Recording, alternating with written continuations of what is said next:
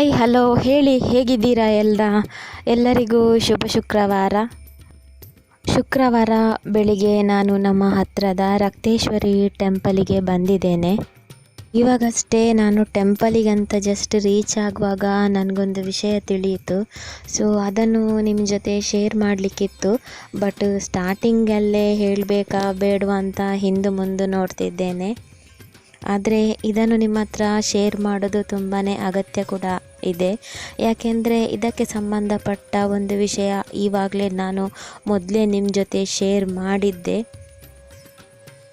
ಯಾವುದಕ್ಕೂ ನಾನು ಟೆಂಪಲಿಗೆ ಹೋಗಿ ಬಂದು ನಂತರ ನೋಡುವ. ಮೊದಲು ನಾನು ಟೆಂಪಲ್ ಒಳಗೆ ಹೋಗಿ ಬರ್ತೇನೆ. ಅಲ್ಲಿಗೆ ಹೋದ್ಮೇಲೆ ನನಗೆ ಸಮಾಧಾನ ಆಗುತ್ತಾ ಇಲ್ವಾ ನೋಡೋಣ. ಇವಾಗ ನಾನು ಒಬ್ಬಳೇ ಬಂದಿದ್ದೇನೆ ಟೆಂಪಲಿಗೆ. ಸಂಜೆ ಪೊಳರಿಗೆ ಹೋಗೋದಾದರೆ ನಾವೆಲ್ಲರೂ ಜೊತೆಗೇ ಹೋಗೋದು. ಬೆಳಿಗ್ಗೆ ಆಯುಷ್ ಸ್ಕೂಲಿಗೆ ಹೋಗಿರ್ತಾನೆ, ಅವರು ಕೆಲಸಕ್ಕೆ ಹೋಗಿರ್ತಾರೆ. ಹಾಗಾಗಿ ನಾನು ನನ್ನ ಸಮಯ ಫ್ರೀ ಮಾಡಿಕೊಂಡು ಬರ್ತೇನೆ. ನಾನಿವತ್ತು ಹೇಳುವ ವಿಷಯ ಏನಂದರೆ, ನಾವು ಯಾರಿಗೂ ನೋವು ಮಾಡಿದರೆ, ನಮ್ಮಿಂದ ಯಾರಿಗಾದರೂ ಹರ್ಟ್ ಆದರೆ, ನೋವಾದರೆ, ಅದು ನಮಗೆ ಕಟ್ಟಿಟ್ಟ ಬುತ್ತಿ, ಅದರ ಕರ್ಮ ನಾವು ಅನುಭವಿಸ್ತೇವೆ. ಇದೇ ನನಗೆ ಇವತ್ತಿನ ವಿಷಯ ಹೇಳಲಿಕ್ಕಿದ್ದದ್ದು. ಆದರೆ ನಾನು ಇಲ್ಲಿಂದ ಮನೆಗೆ ಹೋಗ್ತೇನೆ, ನಂತರ ಹೇಳ್ತೇನೆ. ಹಾಗೆ ಹರ್ಟ್ ಮಾಡಲಿ, ಚೀಟ್ ಮಾಡಲಿ, ಏನೇ ಮಾಡಲಿ, ಆದರೆ ನಾವು ಆನ್ಸರ್ ಕೊಡಬೇಕಂತಲೇ ಇಲ್ಲ. ಇನ್ನು ಮನೆಗೆ ಹೋಗ್ತೇನೆ, ಆನಂತರ ನನ್ನ ಟಾಪಿಕ್ ಕಂಟಿನ್ಯೂ ಮಾಡ್ತೇನೆ. ನೀವಿಲ್ಲಿ ನೋಡ್ತಿರ್ಬೋದು, ನಾನಿವತ್ತು ಹೊಸ್ತಿಲಿಗೆ ಗಂಧದಲ್ಲಿ ಹಾಕಿದ್ದೇನೆ. ಇದು ಸರಿನಾ ತಪ್ಪಾ ನನಗೆ ಗೊತ್ತಿಲ್ಲ. ಯಾರಾದರೂ ತಿಳಿದವರಿದ್ದರೆ, ಹಿರಿಯವರಿದ್ದರೆ, ಇದರ ಬಗ್ಗೆ ಗೊತ್ತಿದ್ದರೆ ದಯವಿಟ್ಟು ನನಗೆ ತಿಳಿಸಿ. ನನಗೆ ತುಂಬ ಇಷ್ಟ ಗಂಧದಲ್ಲಿ ಹಾಕೋದಂದರೆ, ಹಾಗಾಗಿ ಹಾಕಿದೆ. ಅದು ಕೂಡ ಗಂಧ ಸ್ವಲ್ಪನೇ ಇದ್ದದ್ದು, ತುಂಬ ತೆಳುವಾಗಿ ಹಾಕಿದ್ದೆ. ಒಮ್ಮೊಮ್ಮೆ ದಪ್ಪದಲ್ಲಿ ಹಾಕ್ತೇನೆ, ಒಮ್ಮೊಮ್ಮೆ ರಂಗೋಲಿ ಪುಡಿಯಲ್ಲೂ ಹಾಕ್ತೇನೆ. ಹಾಗಾಗಿ ಈಗ ಬರುವಾಗ ಗಂಧ ಇಟ್ಕೊಂಡು ಬಂದೆ. ಹಾಗೆಯೇ ಹೂವು ಹಣ್ಣು ಎಲ್ಲ. ಹೂವು ನನಗೆ ಮಾರ್ಕೆಟಿದು ಹೂವು ದೇವರಿಗೆ ಒಂಚೂರು ಮನಸ್ಸಿಲ್ಲ, ಇಷ್ಟನೇ ಇಲ್ಲ. ಗಾರ್ಡನಲ್ಲಿ ಸಿಕ್ಕಿದರೆ ಅದನ್ನೇ ಹಾಕೋದು. ಇವಾಗ ನನಗೆ ನೀರಿನ ಸಮಸ್ಯೆ ಇದೆ, ನಿಮಗೂ ಗೊತ್ತುಂಟು. ಹಾಗಾಗಿ ಗಾರ್ಡನಲ್ಲಿ ಏನೋ ಹೂವೇ ಬಿಡ್ತಾ ಇಲ್ಲ. ಮನಸ್ಸಿನಿಂದ ದೇವರಿಗೆ ಮಾರ್ಕೆಟ್ನ ಹೂವು ತರ್ತಿದ್ದೇನೆ. ಯಾಕೆಂದರೆ ಮಾರ್ಕೆಟಲ್ಲಿ ಸಿಗುವ ಹೂವು ಯಾವಾಗದಾಗಿರ್ತದೆ. ಹೂವಿಗೆ 24 ಗಂಟೆ ಮಾತ್ರ ಆಯುಷ್ಯ. ಇನ್ನು ಅಡಿಗೆ ಕೆಲಸ ಸ್ಟಾರ್ಟ್. ಸಂಜೆ 4 ಆಗುವಾಗೆಲ್ಲ ಮುಗಿಬೇಕು. ಎಲ್ರಿಗೂ, ನನ್ನ ಆಡಿಯನ್ಸ್ಗೆ ಇವಾಗಲೇ ಗೊತ್ತಿರ್ಬೋದು ನನ್ನ ಫ್ರೈಡೇ ರುಟೀನ್. ಇವತ್ತು ಕಡಲೆಬೇಳೆ ಮತ್ತು ಸಬ್ಬಕ್ಕಿ ಪಾಯಸ. ಹಾಗೆಯೇ ನನಗೆ ಸ್ವಲ್ಪ ಶೀತ ಟೈಪ್ ಆಗಿದೆ. ಮೂಗೆಲ್ಲ ಒಂಥರ ಹಿಚ್ಕಿಚಾಗ್ತಾ ಉಂಟು. ಸೊ ಇವತ್ತೊಂದು ಓಂಕಾಳಿದು ಸಾರು ಮಾಡ್ತೇನೆ ಅಂತ ಹೇಳಿದ್ದೆ. ನಿಮಗೆ ಇಬ್ಬರಿಗೆ ಏನಾದರೂ ಬೇಕಾ ಅಂತ ಅವರ ಹತ್ರ ಕೇಳಿದಾಗ ನಮಗೂ ಅದೇ ಸಾರು ಆಗ್ಬೋದು ಅಂತ ಹೇಳಿದ್ದಾರೆ. ಸೊ ಹಾಗಾಗಿ ಸಿಂಪಲ್ಲಾಗಿ ಒಂದು ಸಾರು ಮಾಡ್ತಾ ಇದ್ದೇನೆ. ಓಂಕಾಳು ಇದೊಂದು ಬಾಣಂತಿ ರೆಸಿಪಿ.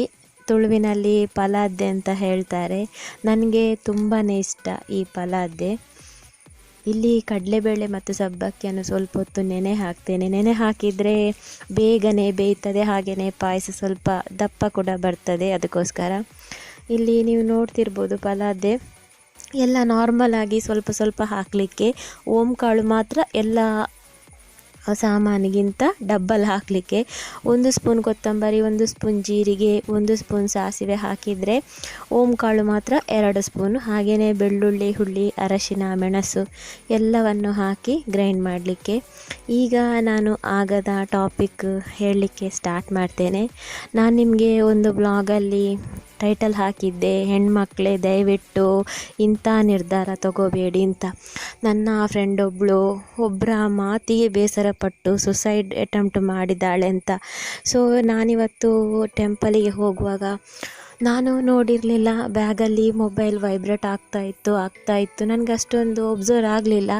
ಹಾಗೆಯೇ ಅಲ್ಲಿ ದೇವಸ್ಥಾನದ ಹತ್ರ ತೆಗೆದು ನೋಡುವಾಗ ತುಂಬಾ ಮಿಸ್ ಕಾಲ್ ಇತ್ತು, ಮೆಸೇಜಸ್ ಇತ್ತು.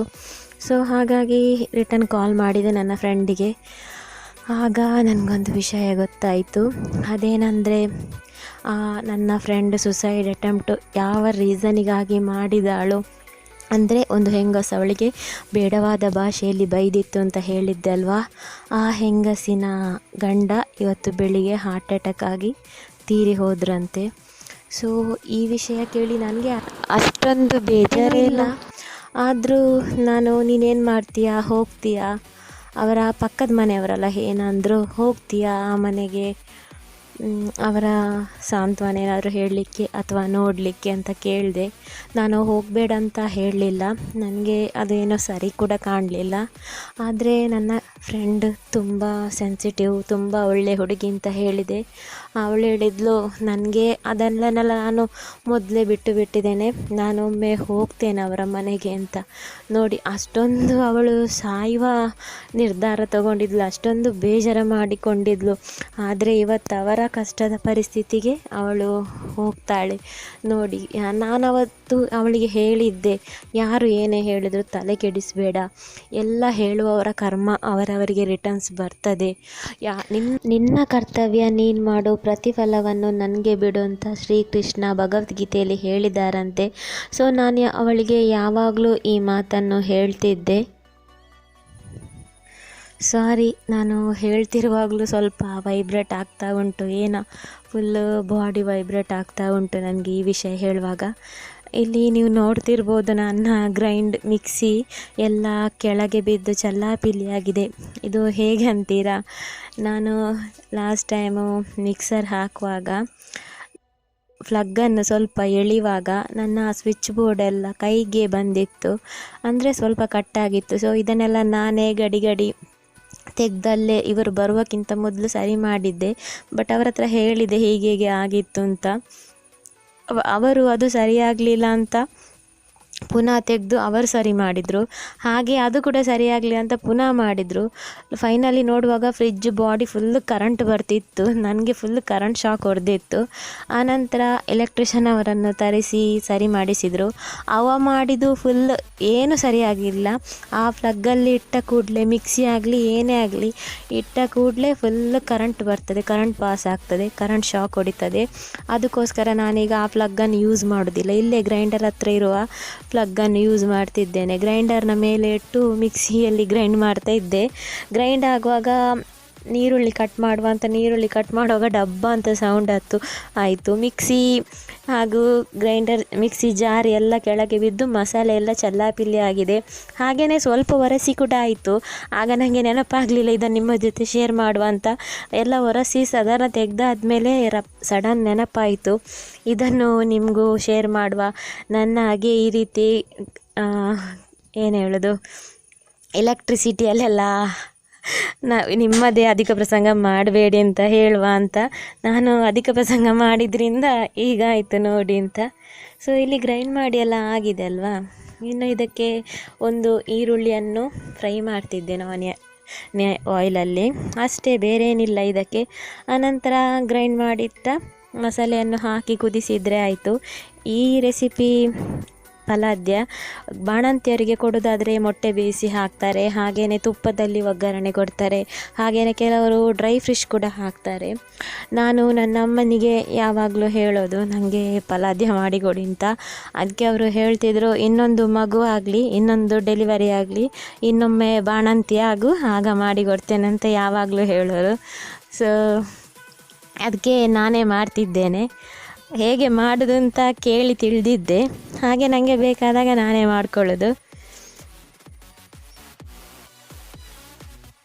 ಹಾಗಂತ ಅಮ್ಮ ಮಾಡಿಕೊಡೋದಿಲ್ಲ ಅಂತ ಅಲ್ಲ, ಬಟ್ ಅವರದೊಂದು ಡೈಲಾಗ್, ಅದು ಯಾವಾಗ ನೋಡಿದ್ರು ಅದು ಕಾಮನ್ ಡೈಲಾಗ್, ನಿಮಗೂ ಗೊತ್ತಿರ್ಬೋದು ಎಲ್ರಿಗೂ. ಒಂದು ಮಗುವಾದ ನಂತರ ಸ್ವಲ್ಪ ಟೈಮಲ್ಲಿ ಒಂದೇ ಗಂಡು ಮಗುವ, ಇನ್ನೊಂದು ಮಗುವಾಗಲಿ ಹೆಣ್ಣು ಮಗುವಾಗಲಿ, ಒಂದೇ ಮಗು ಇದ್ದರೆ ಅವನಿಗೆ ಆಟ ಆಡಲಿಕ್ಕೆ ಯಾರಿರೋದಿಲ್ಲ, ಹಾಗೆ ಹೀಗೆ ಅಂತ ಎಲ್ಲ ಮಾತುಗಳು ಇರ್ತವೆ. ಈಗಲೂ ಎಲ್ಲಿಯಾದರೂ ಫಂಕ್ಷನಿಗೆ ಹೋಗುವಾಗ ಒಂದೇ ಮಗು ಸಾಕಾ, ಅವನಿಗೆ ಆಟ ಆಡಲಿಕ್ಕೆ ಯಾರಿಲ್ಲ ಅಲ್ವಾ, ಇನ್ನೊಂದು ಬೇಕು, ಅದು ಹೆಣ್ಣು ಮಗು ಬೇಕು, ಹಾಗೆ ಹೀಗೆ ಅದನ್ನೆಲ್ಲ ಹೇಳಿ ಪ್ರಯೋಜನ ಇಲ್ಲ ಬಿಡಿ. ಇವಾಗ ಇಲ್ಲಿ ಪಲಾದ್ಯ ರೆಡಿ ಆಯಿತು. ಇನ್ನು ಮನೆ ಕ್ಲೀನಿಂಗ್, ಪೂಜೆ ಪ್ರಿಪ್ರೇಷನ್ ಎಲ್ಲ ಮಾಡಲಿಕ್ಕುಂಟು. ಎಲ್ಲ ಆಗೀಗ ಪೂಜೆಗೆ ರೆಡಿ ಆಗ್ತಾ ಇದ್ದೇನೆ. ತುಂಬ ಲೇಟ್ ಆಯಿತು ಇವತ್ತು ಪೂಜೆ ಪ್ರಿಪ್ರೇಷನ್ ಮಾಡುವಾಗಲೇ. 6 ಆಗ್ತಾ ಬಂದಿದೆ, ಯಾವಾಗಲೂ 5 ಗಂಟೆಗೇ ಆಗ್ತದೆ. ನಾನು ನಿಮ್ಮ ಜೊತೆ ಮೊದಲೇ ಶೇರ್ ಮಾಡಿದ್ದೆ, ಶುಕ್ರವಾರ ನೀವೇ ಒಂದು ಲಕ್ಷ್ಮಿ ಥರ, ಲಕ್ಷ್ಮಿ ರೂಪದಲ್ಲಿ ಲಕ್ಷ್ಮಿ ಹಾಗೆ ಶೃಂಗಾರ ಮಾಡ್ಕೊಂಡಿರಬೇಕು ಅಂತ. ಹಾಗೆಯೇ ಪೂಜೆ ಮಾಡುವಾಗಲೂ ನಮ್ಮ ಮುಖದಲ್ಲೂ ಲಕ್ಷ್ಮಿ ಕಳೆ ಇರಬೇಕು ಅಂತ ಹೇಳಿದ್ದೆ. ಸೊ ನಾನು ಒಂದು ಹೊರಡುವ ಹಾಗೆ ರೆಡಿ ಆಗ್ತಿದ್ದೇನೆ ಪೂಜೆಗೆ. ಓಕೆ, ಇನ್ನು ಪೂಜೆ ಎಲ್ಲ ಆಗಿ ಅನಂತರ ಡಿನ್ನರಿಗೆ ಏನಾದರೂ ಮಾಡಲಿಕ್ಕಿತ್ತು, ಸಾರು ಮಾತ್ರ ಮಾಡಿದ್ದೇನೆ. ಓಕೆ, ನಾಳಿನ ವ್ಲಾಗಲ್ಲಿ ಸಿಗುವ. ಅಲ್ಲಿ ತನಕ ನಗ್ತಾ ಇರಿ. ಹಾಗೆಯೇ ಇನ್ನೊಂದು ಮಾತು, ಇಷ್ಟರವರೆಗೆ ಯಾರ ನನ್ನ ಚಾನಲನ್ನು ಸಬ್ಸ್ಕ್ರೈಬ್ ಆಗಿದ್ದೀರಾ ಅವರಿಗೆಲ್ಲರಿಗೂ ತುಂಬ ತುಂಬ ಧನ್ಯವಾದಗಳು. ಹಾಗೆಯೇ ಇನ್ನೂ ಯಾರು ಸಬ್ಸ್ಕ್ರೈಬರ್ ಆಗಲಿಲ್ಲ, ಇವಾಗಲೇ ಆಗಿ. ಹಾಗೆಯೇ ಪಕ್ಕದಲ್ಲಿರುವ ಬೆಲ್ ಬಟನನ್ನು ಕ್ಲಿಕ್ ಮಾಡಲಿಕ್ಕೆ ಮರಿಬೇಡಿ. ನಾನು ವಿಡಿಯೋ ಹಾಕಿದ ಕೂಡಲೇ ನಿಮಗೆ ನೋಟಿಫಿಕೇಷನ್ ಬರ್ತದೆ, ಈಸಿಯಾಗಿ ನೀವು ನೋಡ್ಬೋದು. Okay, thank you. Thanks for watching.